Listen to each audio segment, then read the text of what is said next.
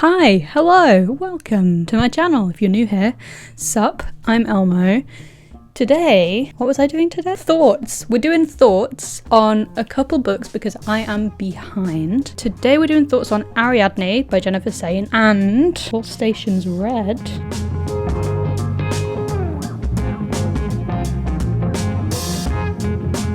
My phone won't unlock. I've almost finished Yellowface, which is going to be its own video because there's so many thoughts on Yellowface that I just Conveniently, both of the books I'm reviewing today are from the library, so I don't own them. So you can't see them and I can't check, but like it's fine. It's totally fine. This video is so dark. Is that better? Ooh, the lighting's doing weird things. I don't know how to fix it. I've tried. It's just gonna be too dark. Can't fix that. It's the sun. It does what it does. Anyway, Ariadne by Jennifer Saint. Quick note, this video is gonna contain spoilers for the entire book. From beginning to middle to end, there will be spoilers. If you want to read the book before I tell you everything about it, this video will wait for you. You can go read it and come back. It's fine. I'll wait. You done? You done it? Great. Let's get into it then. Many a thought. Ariadne. Not a story I really knew. The character herself was mentioned in Madeline Miller's Circe, and I was like, girl, I know you, and I don't. I was waiting for Circe to get name dropped, and then she never did. But they're different authors, and I didn't realise that for ages. Ariadne. To begin with, really good. So good. The writing style, very imagistic. I had a whole like existential moment near the start when they're talking about King Minos's court, like his throne room. There's description of mosaics, description of this one mosaic that's dolphins in water, like leaping out of water. Just the idea, because it was on the floor. There's mosaic on the floor, it's on the walls, it's everywhere. And it made me think about the kind of ruins we see today of ancient society and all this really pretty mosaic and art just on the floor. Like they walked on that. We have it all barred off to preserve it, but it was just an everyday thing. Like you'd see it every morning, you'd walk across it, you'd step on the face of a dolphin before breakfast, and I got so existential about that. So that was really compelling. The imagery is so compelling at the start. The setup of the characters was really interesting as well. Phaedra, I love Phaedra at the start of the book. Phaedra, loved her. Ariadne as a character as well, very interesting. I found it great that they both wanted to betray their family. Description of the Minotaur as well. Asterion, brutal. Pain and rage and not a fun time. The confinement of it, the inclusion of Daedalus was really interesting. Love Daedalus as like almost indentured servitude. There's so many things in this book. Once Theseus gets there and you're like, oh damn, hot boy, and then they help free him and you're like, oh my gosh. And the tension when Phaedra doesn't turn up, like you feel the fear, only for all your hopes and dreams to be shattered in the next chapter when Theseus abandons Ariadne on an island, leaves her for dead, returns for Phaedra to like take her as a bride, I guess. Bombastic side eye at Theseus for that. Oh, the child daughter is the one you're now interested in. Interesting. We're not going to talk about that? Okay, we're just going to let that happen. Great. And we find out he told Phaedra to go to the wrong place. And you were like, he was a bit shady before when he left Ariadne for dead and never came back. But now we know it was his plan all along to do that, and I don't like him very much. He breaks the trust of both sisters, who have been portrayed as free thinkers and knowing what's up and like catching on pretty quick this whole book so far. And he betrays them both and he lies to them both. And he faces no repercussion for it. Like they don't try and make him pay, they don't try and catch him out. He's just like, yeah, I'm the greatest ever, actually. Didn't you know? And they do nothing about it. There's no cosmic, karmic comeuppance. He's just a dick. The whole book. That's just him. So I hate Theseus now. Hot boy, more like kill him. Like please. And it's just the rest of the book is like that. Ariadne's on this island. She's abandoned. She's so weak, on the brink of death. And she finds these grape bushes and she gorges herself on them because you would. You're starving to death. Of course you would. And then she finds out that the little hut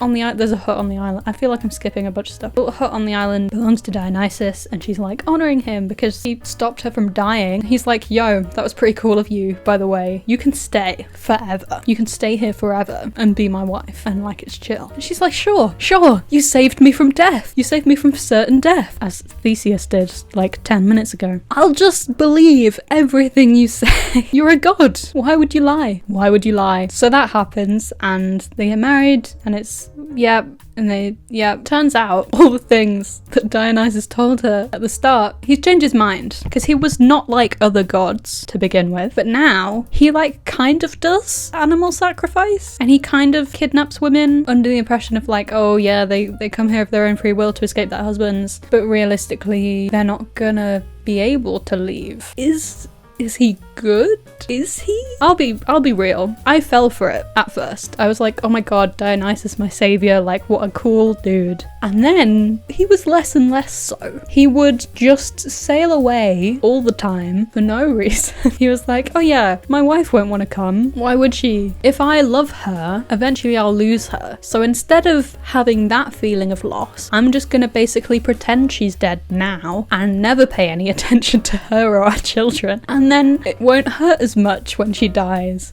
Are you fucking kidding me? The anger I feel at men in this book is it misogyny?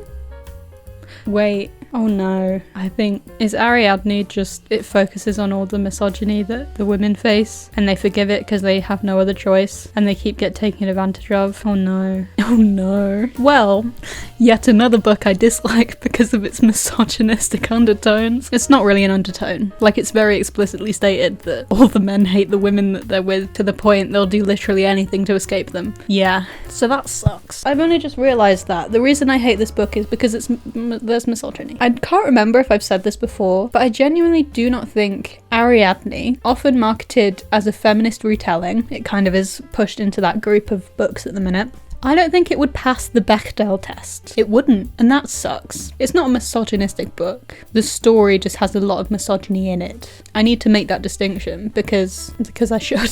Also, the very end, we see Dionysus's brother? His half-brother? We see Perseus. Holy shit, I love this dude. And then it's like, oh, his shield has Medusa's face on it. Even in death, a woman cannot rest. Like, she's still an object to be used. Tell me that's not misogyny. The divide of man and monster, and the divide of women and man, and the fact that if you're a woman, you're only worthy if you have a use, and if your use continues after death, then that's the only value you have. That's what the book said. Don't come after me. That really sucked. And then Ariadne was like, oh, my husband's waging war. He didn't think to ask me about anything. He was just like, well, I'm a cool ass god, so I'm gonna do all this crap. And he gets people to kill their children. And he's like, well, I did it with animals, so surely I can do it with dozens of children at the same time.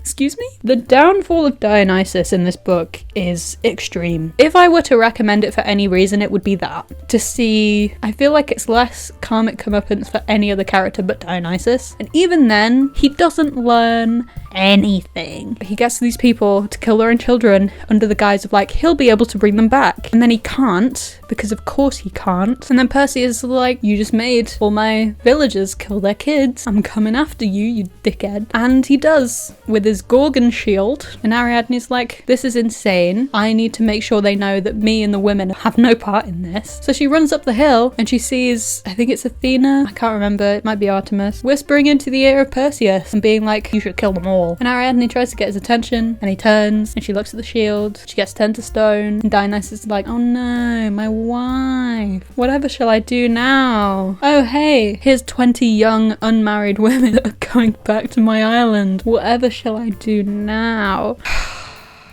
It just sucks. It's proved to Ariadne time and time again that men lie, that men don't trust you, that men are not worth your time. I didn't like it very much. I've just slagged off this book for like 15 minutes. Was I meant to talk about something else? All Systems Red. It's a great book. All Systems Red is a great book. It's the first book in the Murderbot series, and what a book. It's a very easy read. It's 150 pages, big text. Like, it's definitely for people younger than me, which is wild because the content content of that book. Sheesh. I don't know what age group this is marketed towards. 14-year-old me would have loved this book. 10-year-old me would have probably loved this book. A bit dark, but yeah, fairly quick to read as well. I think I read it in like 3-4 days. And it's really fun. There's like conspiracy, mystery, murder, obviously. It's like a robot spy novel in space. I have the second one out of the library already. I'm going to be reading that next. It kind of saddened me that Murderbot didn't feel like they could stick around at the end. I kind of wish they felt they could stay, but I am also excited to see where they end up.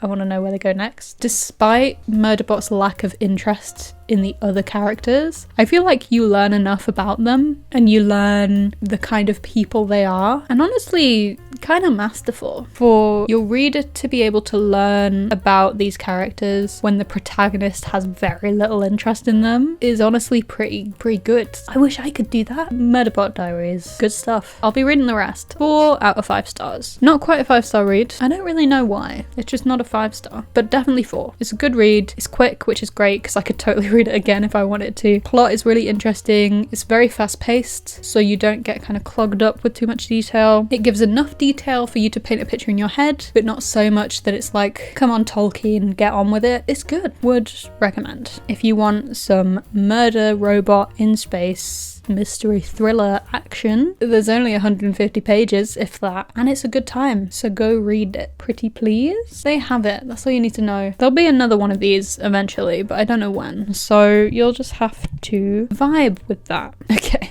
I'll see you when I see ya. See ya.